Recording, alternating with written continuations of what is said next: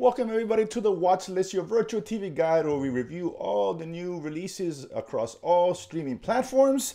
My name is Jose, of course, and joined by my very, very lovely co-host, of course, TV guru, live from Houston, Señor Jaime Romero, of course, aka Chewy. How you doing, big guy? What's up, brother? What's going on, man? Happy Sunday. Happy Sunday. That's right, it's Sunday. 1 week away from, you know what I'm talking about? Fantasy drafts. Football in general, Fantasy but draft fantasy too. weekend. It's just true. Fantasy is probably bigger than football itself. So who we're kidding?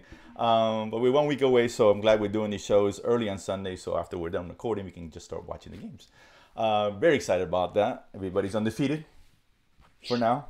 Until the first 2 weeks, and then we're back thinking about when does basketball season start. That being said, we are going to set the table. We're going to review this week's shows, and we're going to set the table for September, as the end of the month is 9, if you will. A lot of good stuff coming out in September, so I'm very excited about that. But before let's get to the sad news, True, I got some sad news for you, man. You got yet another in memoriam. R.I.P. Very, very, very tragic, and that is, of course, in memoriam of He's All That, a Netflix movie released this weekend. Not that it got canceled, but let's be honest, if you've seen this trailer, this was DOA, Dead on Arrival. I didn't watch this. I know Chewy, you didn't watch this. Please tell me you didn't watch this. Yeah, it looked awful. I think The man base may have seen this. Someone may have seen it, but this wasn't even worth I would not even attempt to watch this garbage because we know it's gonna be terrible. It got really bad reviews, and it's a gender swap on She's All That. I think a '90s movie with Freddie Prinze Jr. Freddie Prinze Jr. Yes, Jr., that's right. Star Wars fame, so to speak. So if you're expecting us to look at that, it's not happening. Please. But that being said, Chew, let's get started with the stuff we did actually watch. Well, I know at least I watched most of these, and I think there's a couple of shows that we didn't watch that you did, vice versa. First one is a movie on Netflix. They came out, and this is, Netflix movies, we're rolling the die here. Hang on, okay. We know He's All That. We get it. This was SAS, Rise of the Black Swan. I don't know, did you catch it? I don't think you did. No, okay. It wasn't in my list of interests. This is one, it looked, I thought it was going to be terrible. I was like, let me watch. I saw 5 seconds of the trailer. I'm like, whatever. It is what it is. Ruby Rose stars in this, who was, of course, more recent until she got canned, was Batwoman, or Batgirl, whatever it is, on CW. This one here, she's part of this kind of a mercenary squad, who get hired by the British government. Things go kind of wrong, and now the British government try to go after them. They did not succeed, and now she's got a plot to kind of take the revenge on that, and she hijacks a train, so to speak. But unfortunately, there's one SAS operative on the train who saves the day, right? Basically. So this actually wasn't that bad, Chewy, to be honest with you. This is actually kind of like this one. This is in line for me with Sweet Girl. Yes, which is not a bad thing here. It's a decent action for the most part. This is one where it's kind of throwback to 90s action. It's kind of like a Die Hard on a plane or Speed on the train. I'm sorry, on the train. That was the phrases back then. The guy, unsurmountable odds, and all these terrorists on the train. He's kicking ass. So it's along that vein. Cool action, wasn't that bad. Some, usual tropes, we've seen this before. I equate this to like a Sweet Girl or even The Vault, right? Where it was a decent watch for a couple hours. I mean, for like action films, it's good enough. And I know they're trying to make, they were going to make a franchise, or trying to make a franchise out of it. It's just based off a book called Red Notice. Something like that, but it wasn't bad. I gotta admit, it was not a bad watch. I mean, it's not great. Good. It's not gonna turn your world on fire, but ultimately, wouldn't get too excited about this at the end of the day. But I think if you had a good Sunday afternoon, a couple hours to kill, why not?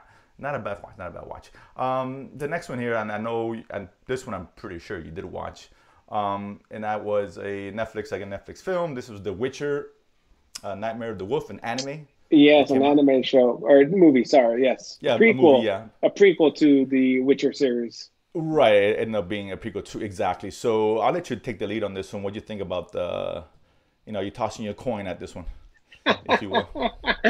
I'm always tossing a coin at The Witcher, man. I was, like I said, I don't think it was great, but it was entertaining enough. It was an hour and a half, and obviously it's a prequel to the Witcher series because they introduced Geralt at the very end. So obviously this is obviously kind of explains this happens before the events in the series itself. But I was saying good action, good animation. Probably better. I mean, way better than the War for Cybertron series by far, especially the way that ended. Well, the third season anyway. Yeah, yeah, third season. Yeah, clarify because that. that was a disaster. But I mean, overall, I thought it was entertaining, and it had a good story, and that's characters that hopefully we get to learn more about as we progress in the Witcher series and whatnot. But I thought it was pretty good, man. Actually. Yeah, I enjoyed it. I mean, this is really just for Witcher fans. Like Yeah, you've yeah. never seen you've never seen The Witcher. This is not for you. No, you But if you, understand what's going on. right, exactly, because it is the intent here is not to world build, but this is a supplement to the Witcher series, the live action with Henry Well, Cavill, I of mean, it course. builds a little bit more in the world on the backstory of Right. the Yeah. Witchers, right, and the magicians, because this is all before. In The Witcher, we see there's been a great war. There's been a lot of shit going on. People taking over, rising up. So this is obviously, I don't know, hundreds of years maybe before that. Who knows? Because I'm not sure what the lifespan is of a Yeah, Witcher. of a Witcher. Yeah. Yeah, they obviously, and even in the movie, in this anime, they kind of explain they age a lot more slowly than regular folks, lay folks, right? Because there's an example where he's a kid is recruited, and years, maybe 40, 50, 60 years later, he still, looks, mid-20s, and a childhood friend is like an old lady. So they kind of, visually show what the age difference shows within this universe. Yeah, it kind of gives a little more insight to what a Witcher goes through to become a Mhm. Witcher, which is Oh interesting. yeah, Like I yeah, said, but it's like I said, it's a prequel, it's a supplement. Yeah, either way, it's entertaining. If you're a fan of The Witcher, I think it's worth a gander. It's got some cool action, the animation's cool, and Netflix usually does well with these animated stuff. Whether it be Castlevania, like I yeah. said, the first couple of seasons I mean, of this Transformers. is akin to Castlevania as Yes, far as much the more level so. of Yeah. action. Definitely very gory from an animated perspective, anime perspective, and so it's very akin to the Castlevania series, which I enjoyed a lot actually. No, exactly. Yeah, me too. It was actually a pretty cool show. So it wasn't bad. Not a bad watch. I think we both recommend it. Not a must watch per se. Even if you're a Witcher fan, it's not a must watch. But it's one that it's only an hour and 20 minutes, Yeah, more or it's less. So relatively short. Yeah, yeah, sure. So I think this is definitely worth a watch. Another one here, which I think well, I don't know if we're going to be on different sides of the fence here. I think we're going to be on the same side of the fence on this one. Again, we'll stick with Netflix. Netflix keeps pumping them out. It is what it is. And that is a limited series, Clickbait. This one starring one, of course, Adrian Grenier, who we all know is the original Aquaman. For those seen Entourage, of course. yeah, that's right. Yeah, right. Yeah. And this one here, and I forget Aquaman, who was the biggest box office of the time, $160 million opening weekend, of course, in the world of Entourage. So it says a lot here about this guy. He's no Jason Momoa. Let's get that straight right now. But all seriousness, he's Grenier stars as a man who gets kidnapped, and he pops up on YouTube online where he's holding this card saying I abuse women, I'm a murderer, or something like that, and at 5 million views he dies, right? So naturally everybody wants to see him die because nobody can help themselves but watch the video apparently until he gets to 5 million views, and People are sheep. yeah, well they are, and obviously the sister and Adrian's wife are out to figure out, hey, who's after him, what's going on, with the help of the police, etc., etc., etc. So this one, I think it's 8 episodes, and I bailed on this one. I bailed, man. I think I saw halfway through the fourth, and I'm like, no, I couldn't do it. I just could not do it. The premise is interesting. It's not new. We've seen stuff like this before. There's a horror, kind of a thriller film that had the same premise, where some guy was gonna kill people. If you watch it online, the person dies. I forgot what the name of the movie was, but nonetheless, something very similar. But that premise in this story is really just the first episode, right? And then after that, it's just more about the investigation, and it starts going off tangents and introducing every episode dedicated to a character, which really doesn't mean much in the grand scheme of things. All the characters, so I just couldn't do it. It was just really lame. It was kind of dull, to be honest with you. Chewy, what do you fall here? Well, I'm only at 2 or 3 episodes in.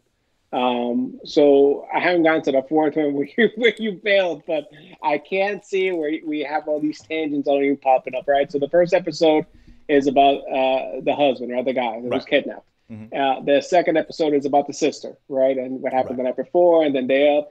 Third episode is the detective, right? The main detective who actually a missing person. That was because of this case. He obviously spoilers. He gets promoted to the homicide squad. And the fourth, I think there's an episode in there with the wife. I might be 4 in. I'm not even sure. But Yeah, I think then the fourth one. I think it's the girlfriend. The what? one of them is a wife. I can't remember the Maybe order, the but I fourth think one. yeah. Yeah, and maybe I I saw. think maybe the first was the sister, the third one's the wife. I think it's what I'm sure I'm three in. So Yeah, maybe I think I saw maybe five as well when I built. I was about to build on four, but I'd give it one more. okay. Because it's funny, and this is the reason I built, right? So I'm not gonna spoil it, but there's a scene, for example, with the wife, right? And she meets someone who knew the husband, and she sees him outside the house. She follows her somewhere else, and she confronts her. Hey, who the hell are you? And they have this conversation about who she is, right, and why she's there. So in the next episode, they give her the perspective of that woman she meets. Ah, okay. And so we get to see her follow the wife. There's a scene outside the house when she's looking at the wife, the same scene the wife saw when she's looking at her. And then they go to show a scene where when they meet up, when they confront her in the car, right? But it's the same scene. Like there's nothing new to it. I figure, okay, maybe give a different perspective, and it's not. She's just sitting in the car. Here comes the wife, and confronts her. And the wife scene, it's her walking to the car and confronts her, and they have the same conversation. Why are you showing us more than one time? It's like it's crazy. It doesn't make any sense. And I was like, I can't. So I bailed out. I talked to a friend of mine. He said the ending was awful. Oh, Like geez. the mystery. Okay. He said it was just like, really, this is what. So it didn't work for me. I'm not recommending the show. I know Chewy. I'm curious to see if you stick with it, what your thoughts are on the end. I may Because I stick with. didn't I get mean, there. like I said, I'm three Yeah. in, about to do four. I might as well. I'm kind of committed at this point. I might as well finish it and see how bad it Yeah, is. I'm kind of curious. I have nothing else. I have nothing else to watch this week, so it's fine. If I have stuff to watch, maybe I would say jump off. But Okay. this week has been very light, and I've already finished everything. Everything else is weekly, so I have nothing to fill in the dead time. So why not? Oh yeah, I'm kind of curious how the ending is. I heard the ending is it's I heard it was not good, and so I was like, crap. right. Okay, so yeah, so that's why right now, but for me it's a no. I wouldn't want that. True, if you change anyone's mind next week, so Somehow I be it. doubt it. Yeah. But now, yeah, I'd be surprised if you end up liking this. Maybe you do it. That's fine. Another one again, Netflix. Again, Netflix is pumping them out. This one called Postmortem. Nobody dies in Scarns, if I'm saying that right. I think it's Scarns. This is a Norwegian show. Chewy, did you happen to catch any of this, or out of curiosity? No, I did not. Okay, so this is an interesting premise. I saw like two seconds of the trailer. I'm like, nah, what I'll watch, right? I know a lot of people again are allergic to foreign stuff. I get it, and there are just subtitles you can't put and dubbed in English if you so choose. I choose not to because I just prefer to hear the natural language and the acting. It just makes better. Sometimes the dubbing is not good in a lot of these shows, so I get that. But it's interesting, Chewy. Do you know what the premise is at all? No, not at all. Okay, so it's very cool. It's 6 Okay. episodes. It's a regular. It's not a limited series, but essentially these couple cops. It starts off with these cops who find a dead body out in the middle of nowhere, right? And it's a young woman who the story follows. It's called her name is Live. Live it's spelled live, but Live I guess in Norwegian. Either way, she's pronounced dead. They call in to have the morgue pick her up, and well, I guess a funeral home to pick her up. Now the funeral home is owned by the girl's father and the brother, right? It's a struggling business because apparently no one dies in Scarnes, so they don't get a lot of business on the line there. And so they take her to to get the autopsy, and in the autopsy they're about to slice her up in the chest, and boom, she wakes up. So she was not dead, presumably. And so this girl, and everyone's like, well, what happened? The cop, well, I thought she was okay, my mistake, awkward, whatever. No one thought more of it than that. Just maybe she was deep hypothermia because it was very cold, and maybe they slowed the body down, that kind of deal. So the first episode is her figuring out what happened to her, what's going on, and the only one who knows what really is going on is the father. And it turns out that this girl, I guess her mom was the same way, is a vampire, if you will. But they take a different take on a vampire. It isn't like your typical vampire. They can't go out in the daytime, nothing like that, right? She can't go out in the daytime, and she has these urges, of course, the blood and things like that, things that she can do. She's not all powerful, etc. She is strong, but not to that effect, right? So this is one where I was watching the first night. It's pretty cool. It has some funny moments, particularly with the funeral parlor, because it's funny when they talk about no one dying and stuff like that. So that's interesting. And there's some comedic moments. The second episode, I almost bailed because it was very slow. And I was like, oh, okay. I love the first second. I was like, eh. And the third one, at the end, I was like, okay, it brings you back. It reminded me kind of like the Defeated we saw on Netflix last week, where the first episode I was like, and then something happens at the end, like, oh, okay, now we got something going on here.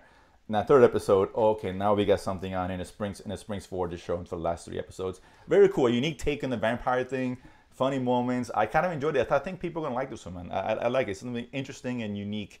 We're not used to seeing this kind of show. So Chewy, if you have some time, I think check it Maybe. out. Watch the first Okay. couple. So it's again different, and it's really well made, and it's cool, you know. And it's not, like I said, it's not horror at all. It's not. It's just no. We think vampire again. This kind of strays away from that and leans more into the comedy than anything else. It's not. I mean, don't get me wrong. That there's not knee slapping, but it's very humorous at times. So actually, it's actually cool watching. It becomes a good mystery in the last 3 episodes of the season. So this one's a high recommend for me. Not saying must watch, but definitely I think you guys should definitely check out Chewy if you get some time. See if if you move away from clickbait, which you may actually do. Jump on this one. The next 6 episodes. You know what the hell. Another one which I don't watch, but you do, Chewy, is the last one we're going to talk about in terms of reviews, and that's on Apple Plus. Hey, away from Netflix, and that is C season 2, of course, starring the great Jason Momoa. The real It's the second Aquaman. week in a row we've seen him. The true Aquaman, of course. Although his movie did not open at $116 million, that's all I gotta say.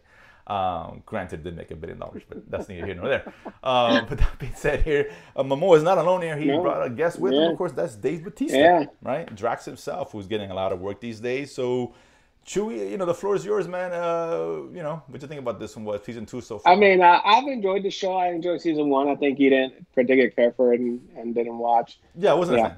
But no, I mean, this one picks up right at the end of season 1.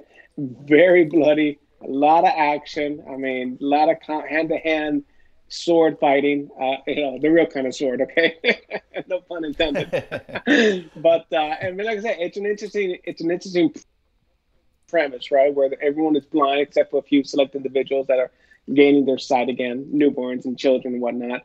But the vast world that we live in is everyone is blind going about, and they've adapted to not having sight, and so they're heightened senses, heightened hearing, and the fighting that goes on. Obviously, you can't see each other, but you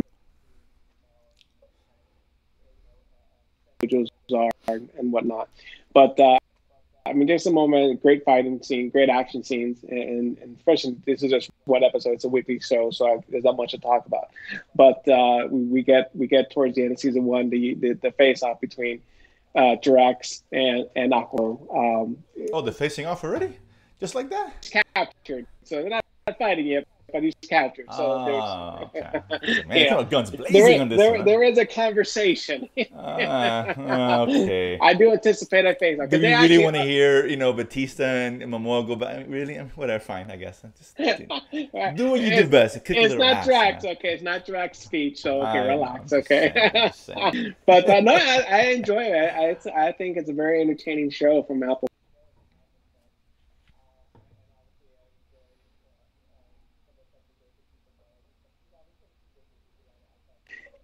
In 2049, the sequel to Blade Runner, right? So I've seen there. He's been in some other things, and so he's getting more work. And he was in improving his craft. The Netflix one with Zack Snyder, Army of the Dead. Army of the Dead, which we enjoyed. Yeah. We enjoyed a lot, actually, more than thought so. So, hopefully there is talk about them. I think it'd be interesting to see him as a buddy cop movie, him and Jason Momoa together. I think they have good chemistry. I can dig that. On-screen chemistry. And we know they both have sufficient comedic chops to pull it off. Especially, we know Drax does, without a doubt. Yeah. Right? And I agree. Momoa, I think if there was going to be a buddy cop, Momoa would have to be the straight guy. And then, I think so. Absolutely. Yeah, the Batista's done not great comedies, but he can do comedy. He gets comedic more so than Momoa, as far as what we've seen so far. A couple of scenes in Justice League. Yeah, but either way, he's not known for his comedic chops. Let's be honest. He's known for his action. Right, but overall, it is highly entertaining. And it's a very interesting world that they've built up, right?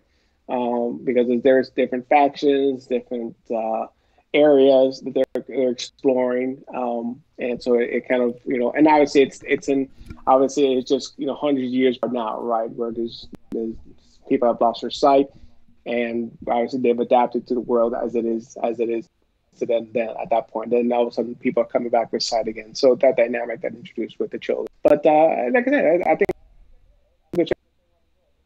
but other people. Yeah, it just couldn't. Yeah, could not get into it. I'm not saying it's a bad show. That's not. It's not clickbait, right? Well, I didn't like it because it's bad. It's just It wasn't for me. Just I don't know. Just for whatever reason, I just didn't get into it. I don't know. Maybe I gave it another shot. Maybe I feel differently about it.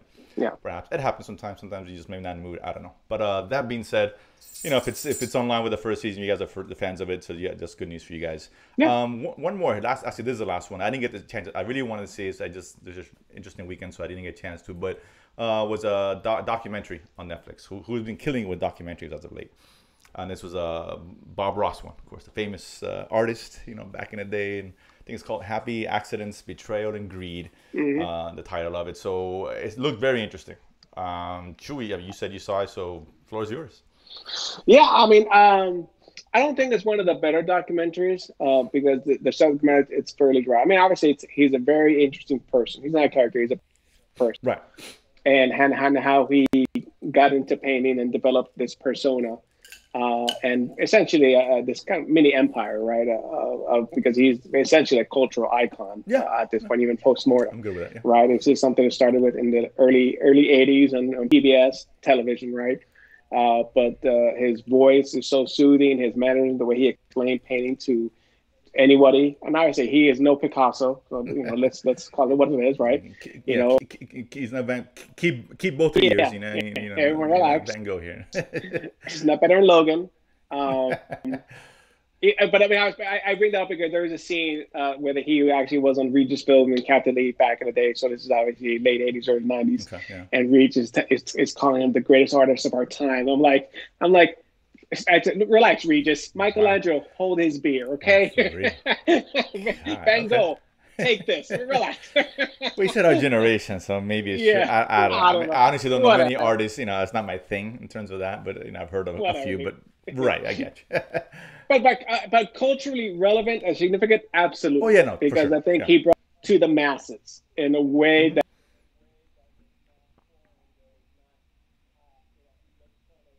More difficult, easy. I mean, he had his approach. It was his wet-on-wet approach. I mean, it was very good at it, right? I mean, they were realistic, and people enjoy his work, and more than I think people enjoyed watching him do this, right? On very the 30-minute show. Very soft-spoken on the show, and so it could to appear boring if you don't know anything what's going on because he's very quiet and look at this and that's who he is, right? You start watching it, it's like you can't turn away. Right, exactly. Yes, absolutely. It's like no, you want to finish. You want to see it to the end. Yeah. It's like, all right, I'm already in. Let's see how this turns out, right? It is what it is. But yeah, he's definitely an icon. He's iconic. I wouldn't disagree with that. Sure. Yeah. And I say that because at every Comic-Con we see the Bob Rosses dressed up. All the cons has some. Exactly. Or I've seen different versions of him. I've seen a Deadpool Bob Ross, for example. Yeah, exactly. Yeah. This says it all, right there. The Bob Ross Deadpool. When you say you went into Funko, there you go. I mean, that says everything you need to know about Bob Ross right there. You've made it. Even after it's that. But this one explores his life and his with the Kowalskis, who kind of, I guess, partnering with them kind of as far as kind of building the Bob Ross Inc. empire, right? Mm-hmm.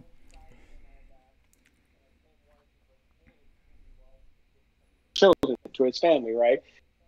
And the documentary portrays as the quality of someone just in it for the money, and they make a pretty good case about that even after his death, where they literally, will sue anyone and second cousin who says anything different, sued the family to get the rights to all the IP and got it. Mm-hmm. And when the son tried to fight him back, he didn't have the money to fight. And that's obviously of our justice system. It's like, you got to have money if you want to fight, if you want to get your rights and get your name back and forth. And it's not about justice. It's about having the means to do it, whether you're right or wrong or indifferent. And his post death legacy, right, and his son, and then how he's turned out after all this, which sadly, he hasn't gotten a single penny from these guys, from everything. As soon as they took over, essentially they kept it all, and that's actually that's criminal, that's criminal, but whatever. So that's the story they portray about his life and obviously his death and what happened to his legacy. It's obviously still going on. These people are still alive, still making money off of it. Sure.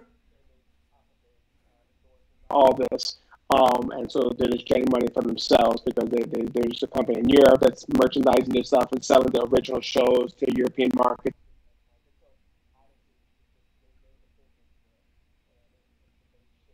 business, unfortunately.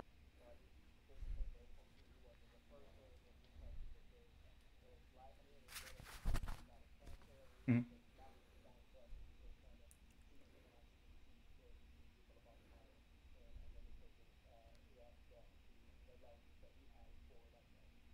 Love to other people and share that love he had for drawing and for painting. All right, so yeah, listen. I mean, I'm definitely gonna watch it. I'm not allergic to a documentary, so I'm gonna watch some. I might even watch it today, so I have extra time since there's no football on. But yeah, I would assume this is one you recommend. Obviously, you're recommending it. I'm not, Yeah. Like I not a said, must watch. It's not a not a must must watch, watch, but yeah. if you're interested in the person and his legacy and his life, I would definitely watch it because you should definitely learn things. Unfortunately, a lot of people have backed out from doing interviews, so they interview some key folks, they interview his family. But there's after credits scene where they talk about a lot of people who'd initially said they would talk on camera, change their mind because of the threat of litigation from the Kowalski family Gotcha. who owns the IP. So, Right.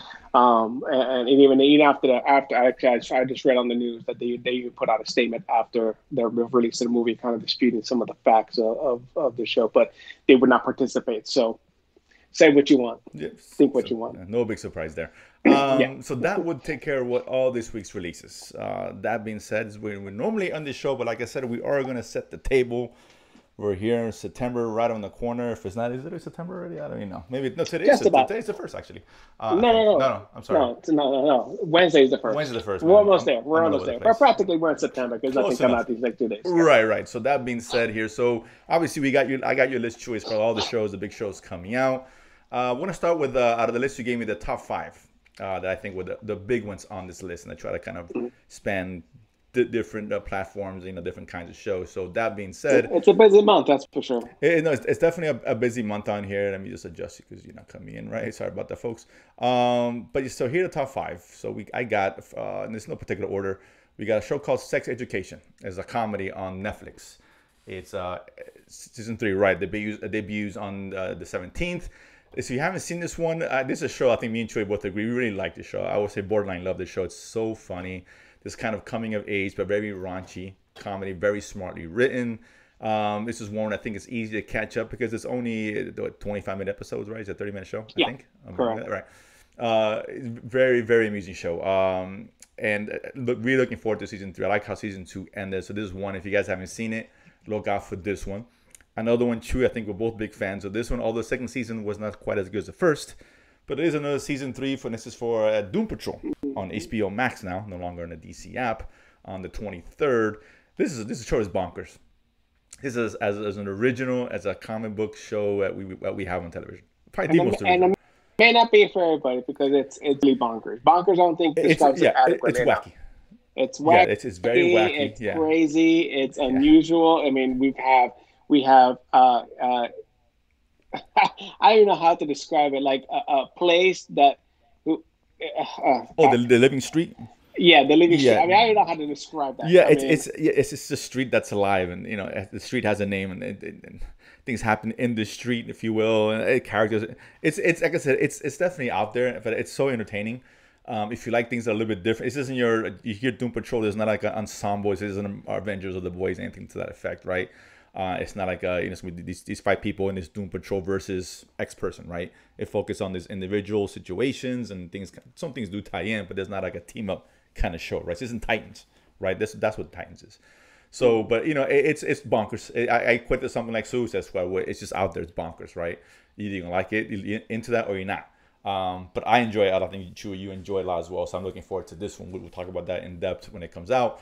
On Apple Plus, got a couple of shows on Apple Plus, which is rare, right? Usually it's one every so often, but we got 2. The first one, I'm sorry, one show on Apple Plus. I apologize. And that is Foundation, a sci-fi show coming out on the 22nd. 24th. The 24th. Oh, I'm sorry. The 24th. Oh, I'm sorry. 24th. Yeah. So this one looks interesting, Chewy. I mean, this is one I think you had me put this on my radar. I had this on my. Well, I mean, like I said, we don't know how it's going to turn, but I think it's on my must-watch list. Yeah. Because okay, so Apple is definitely throwing some money behind it. So they're trying to make this one of their marquee shows for the Apple Plus platform. Yeah. It is a sci-fi show based on a series of books and short stories by Isaac Asimov. It spans multiple generations and a galaxy-wide quest, I would say. Mm-hmm. And so, I would say, think of the Expanse, but now spread across thousands of years rather than, around a set of characters and the decades, right? At least in the books, we'll see how they progress this Right. in the This show. has a lot But of I mean, potential, obviously, huge potential. This show does, yes, big time. oh yes, And absolutely. Apple's got, they got as deeper pockets than anybody next to Amazon. So they will spend money to make the production value where it needs to be, right? So I'm excited about that because this is a sci-fi show at the end of the day. The other one here, I found this very interesting. Again, documentary, God bless you, those, the allergies kicking. This is one, Salute. so this comes out at the beginning of September 1st on Netflix. It says a docuseries, Turning Point, 9/11 and the War on Terror, it looked very interesting on this. That's kind of in depth of not just 9/11, but other factors of terrorism and all that, and which is still relevant these days, obviously, with the news and happening over the past week or so. True, what do you think? What do you think about this one? I mean, I think I'm gonna watch just because of the subject matter and obviously what's going on right now in Afghanistan, with us finally pulling out essentially at the end of the day, but with the return of the Taliban, who knows what's going to happen there. But yeah, like I said, this is 20 years. It's been 20 years since 9/11, or coming up on 20 years. And so obviously, this is something that most of us listening and most of us watching this now were alive at the time, right? This was our Pearl Harbor in a sense. Sure. In a way, obviously, it wasn't World War II type, but obviously, impacting us in our day-to-day lives and everything we've done since then. Sure. And continue to do so. And so I'm kind of interested to see what this documentary is going to focus on and how it portrays it and from what point of view and what facts it brings to light. And so, like I said, I'm always open to a good documentary. Exactly. My only concern is that I don't want to see an agenda. Sometimes documentaries, a good documentary never have an agenda, right? It just presents the facts and makes you figure it out and sort through it, and you make a decision as far as how you feel about it. So that's my only concern. So let the factual part, that's just the story as it happened. Right, exactly. Why you perceive it. Give us both perspectives, and so I'm hoping it sticks to that formula. I don't want to see it be swing one way or another, right? Just stay in the middle and let us figure things out on our own. So, but it has potential to be very, very interesting. So I figured I'd throw a documentary in there. But that's not also Chewy. Let's start off with what's coming out. I have to adjust you again. Sorry, folks. The remainder of the month, because there is a lot of things to dive into. Yeah, so those were our top 5, but there's a lot of interesting stuff. And some of this probably could have made the top 5, but it's so heavy. We start out on Tuesday at the Hulu show, Only Murders in the Building. So it's a comedy / thriller. It stars Martin Short and Steve Martin and Selena Gomez. So we'll see. I've heard it's up and down. The comedic element is great. You leave Short and Martin to their own devices. They still have the comedic chop. When you start the murder piece is maybe a little clunky from what I'm hearing. Let's watch and let's see. I mean, listen, you had Chevy Chase on there with a Mexican hat, and I probably would be with you, but I'm gonna watch it. What's that? It's still Martin Short, dude. Fair enough. Money Heist, season 4, I think. 5. Season 5. So this comes out September 3rd. So we've been big fans of the Spanish show. We continue to do so. We have a movie on Netflix called Worth, which obviously kind of tying in with that documentary.